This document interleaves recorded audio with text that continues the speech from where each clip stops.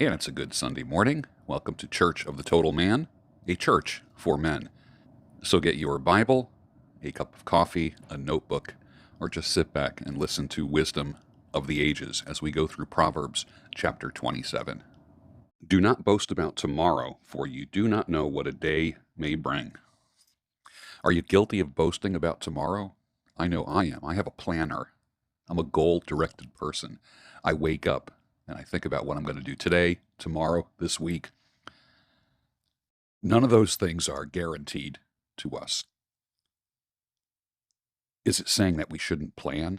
No. Should we just live by our whims? No. I do believe that we are stewards of our time. We are stewards of our resources. I think the sin is not about talking about tomorrow. It's boasting about tomorrow. Boasting about things. It's almost as if it's talking about pride and boasting. Pride and boasting go hand in hand, for you don't know what tomorrow may bring. It's not talking about being a good steward of your resources, of your animals, of your products, of your services, of your business. Boasting is different than stating facts about what you will do. There's a certain amount of arrogance that comes along with boasting. Let another praise you and not your own mouth, a stranger and not your own lips.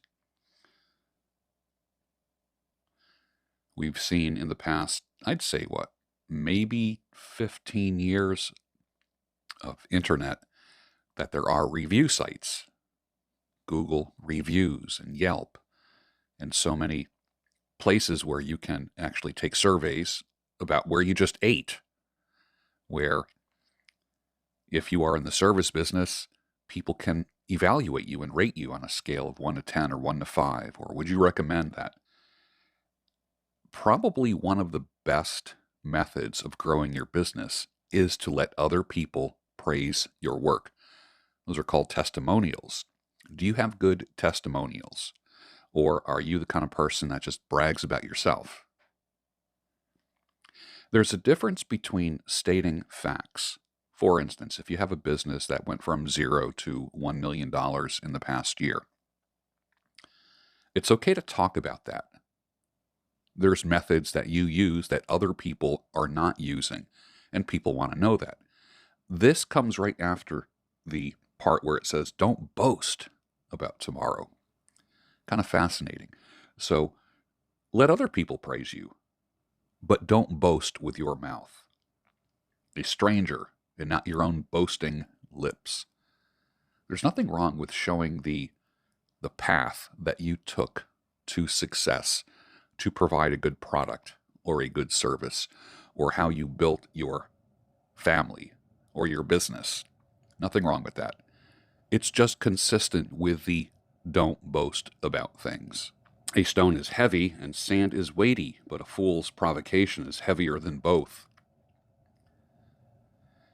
People that instigate trouble, people that wake up and think, who am I going to troll today? Who can I instigate today? Wrath is cruel, anger is overwhelming, but who can stand before jealousy? Interesting. Is there anyone jealous of you? I have friends that say your criticism, people that critique you, are always below you. No one who's doing better than you criticizes you, ever. One friend of mine asks the question, would you ever trade places with your critics? And the answer, for me, is always no. Better is open rebuke than hidden love. That's true.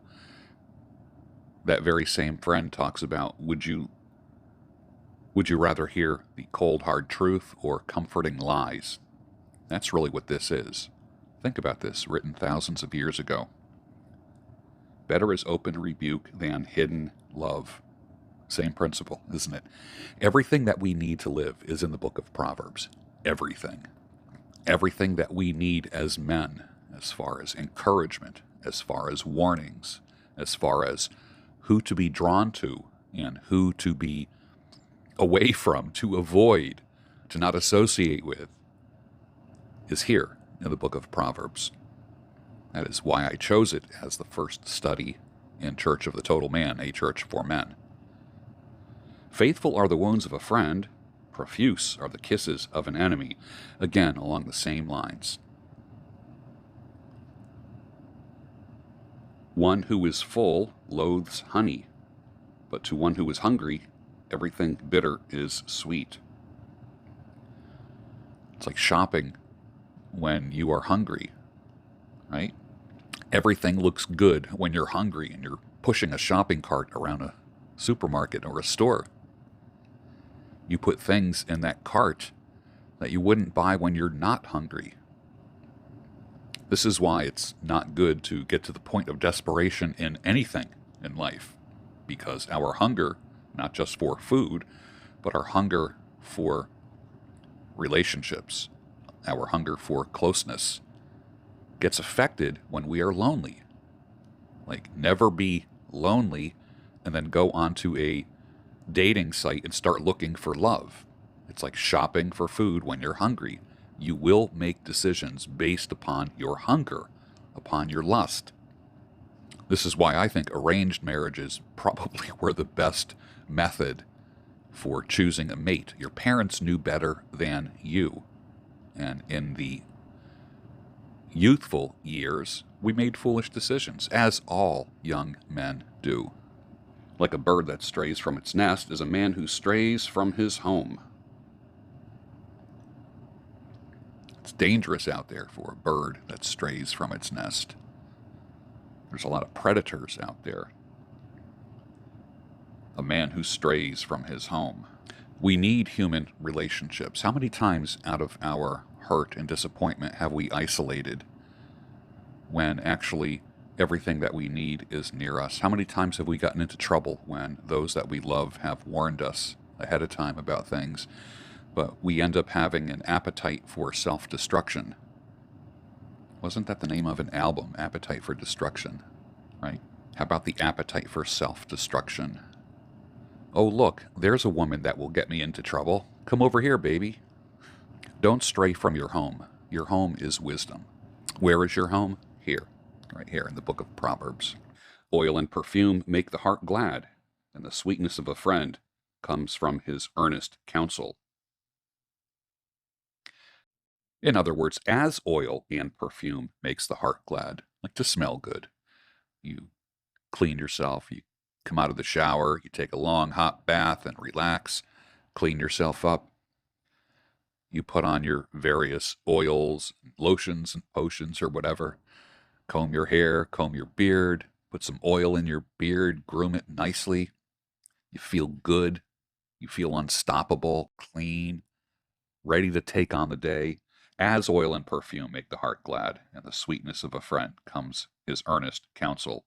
Friends tell us the truth, don't they? How interesting. Better is open rebuke than hidden love. Sometimes the truth hurts. Many times friends can see things that we can't see. Why? Because we have blind spots.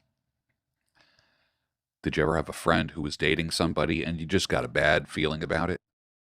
And then they end up getting engaged and you're like, oh. And you see the trouble because they don't. But you know if you say something, it's going to jeopardize the friendship. That's difficult. That's happened to me a couple times. Counsel from a friend. You know, we talked about this. There's wisdom in a multitude of advisors and counselors. That's why I talk about mastermind groups and how great they are in your personal and business growth. Do not forsake your friend and your father's friend, and do not go to your brother's house in the day of your calamity. It's interesting. The note of this says, the point of this instruction seems to be that one should develop relationships beyond the immediate family, for relatives are sometimes unwilling or unable to come to our aid. You heard me say this, that your network really is your net worth. How rich are you? It's not just the money in the bank, the house, or what you own. Your net worth is your friendships. Who can you call for help or assistance? Whether it be money, resources, or just good counsel, who can you call? That makes a man really rich. Show me an isolated man. Show me a man that tapped out and has self-isolated, and I will show you a guy that when he gets into trouble, no one's going to notice. He will not receive help, and he could be on a self-destructive path. Be wise, my son, and make my heart glad, that I may answer him who reproaches me.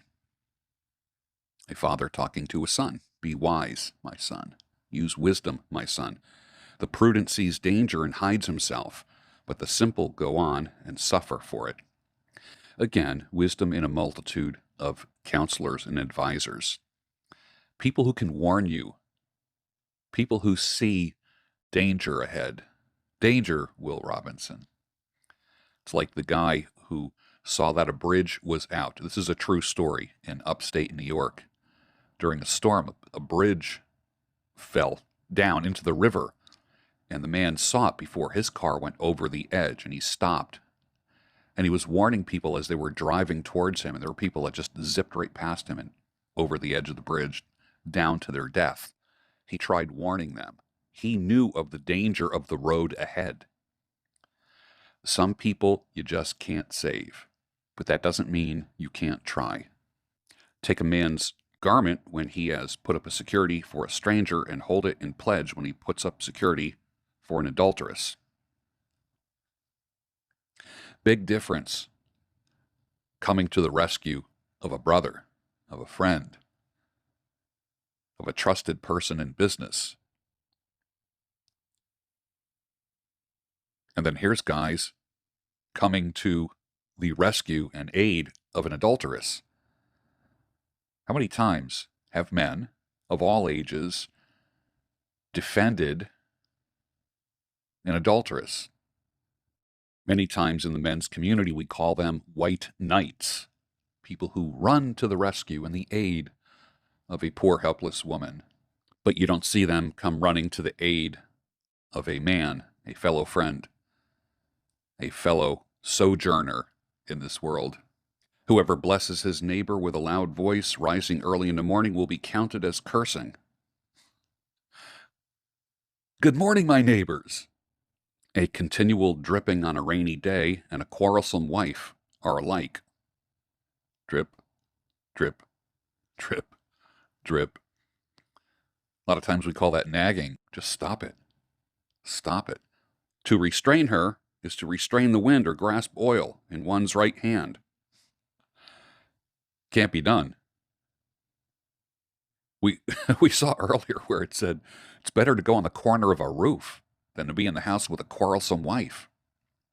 Better to live in a desert. Better to be away from it. You're not going to stop it. Deal with it. That's not me. That's Proverbs. Don't be hating. A continual dripping on a rainy day.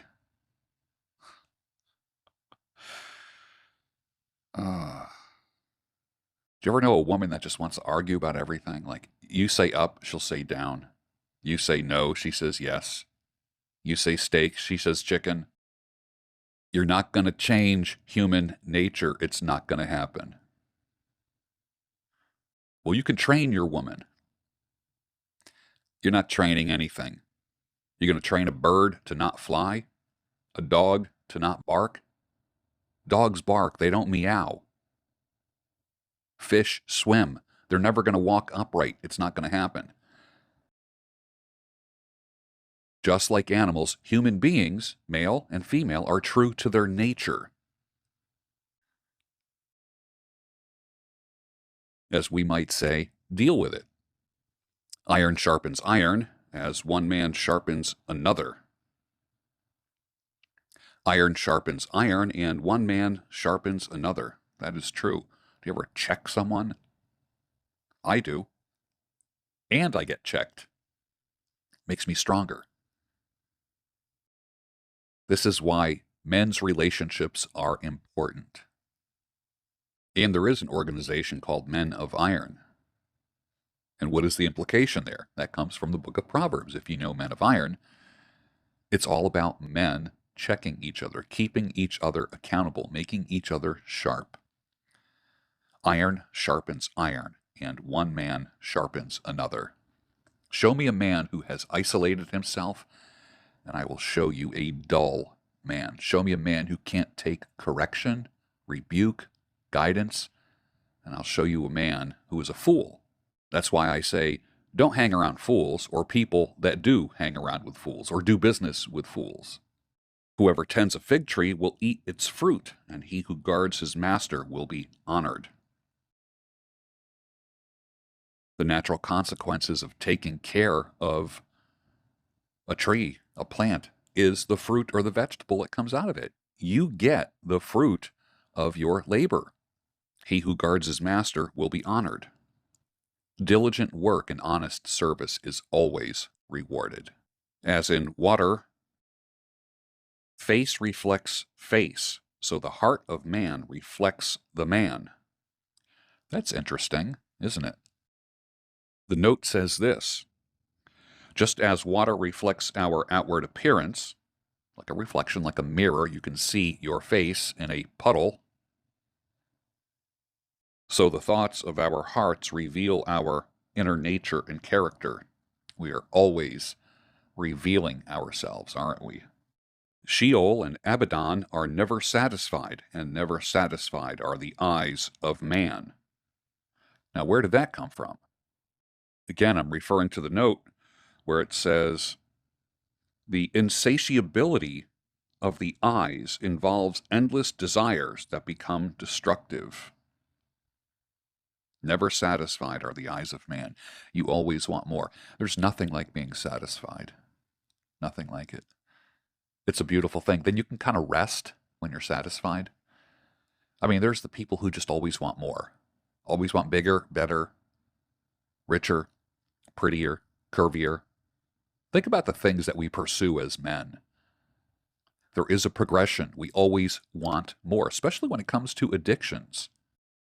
Especially when it comes to vices, substances, women. We want more, better, bigger, curvier. We are insatiable. We never truly are satisfied. There's nothing like being at peace. Think about it. Peace with yourself. Remember when I said a man settles where he has peace? Can you imagine where you make a decision and you feel good about it? You're at peace about the decisions that you make. The crucible is for silver, and the furnace is for gold, and a man is tested by his praise. Public praise does test a man's character, doesn't it? We have seen a lot about pride and boasting in this particular chapter, 27. The temptation of pride, the temptation of boasting.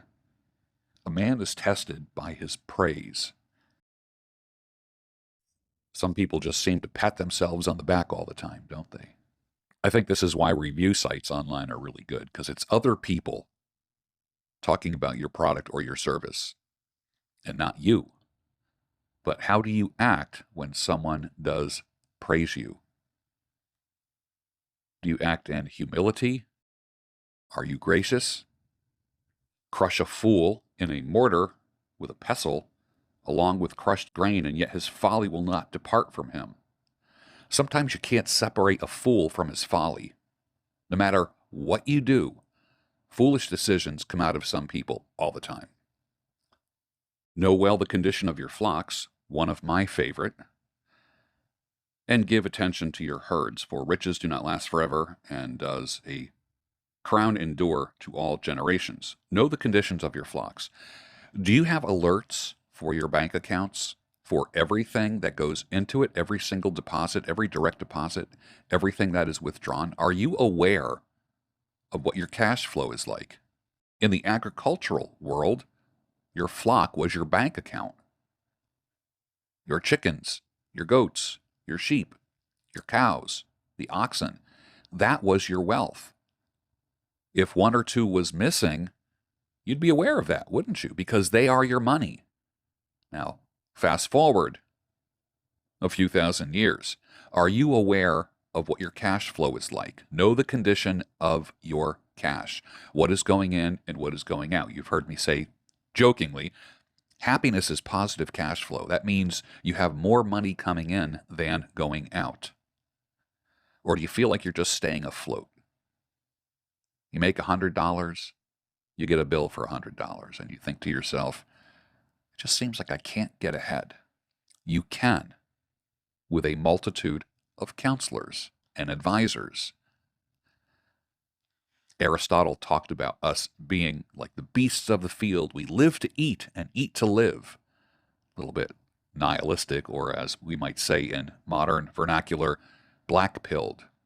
Aristotle said some good things. That's not one of them. When the grass is gone and the new growth appears and the vegetation of the mountains is gathered, the lambs will provide your clothing and the goats the price of a field. Again, the reward for your work. There are seasons of planting and just nurturing, and this is not just an agricultural picture. There's planting, there's nurturing, and then there's harvesting and enjoying things, and then you have to plant again. But everything in life has a cycle. There will be enough goat's milk for your food, for the food of your household, and maintenance for your girls. This note, I can't ignore this, where it says, economic resources of a renewable sort, flocks and crops, animals and plants, are preferable to riches that cannot be replaced. Renewable resources. Careful attention to the providential order of nature generally ensures lasting provision for our needs. The ecological implications of this passage are even more obvious in the modern context. Joni Mitchell talked about it in one of her songs decades ago, where she said they paved paradise and put up a parking lot. Do you ever get angry when you see a beautiful forest get torn down only to put up a shopping center? I know in my area here, the deer and the foxes live in the woods, and then a few acres are cut down, and they put some new houses up, or a new, like at the end of my street, they put a storage facility, and it was all woods at one time. That's where the deer and the foxes were. And you've probably said that before, where you might have never seen foxes or deer in your neighborhood, but we keep kicking them out of their natural habitat. When we take care of the earth takes care of us.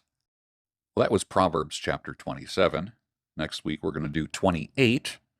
And we learned a lot today about boasting and pride, taking care of our money situation, knowing what's going on with our cash flow.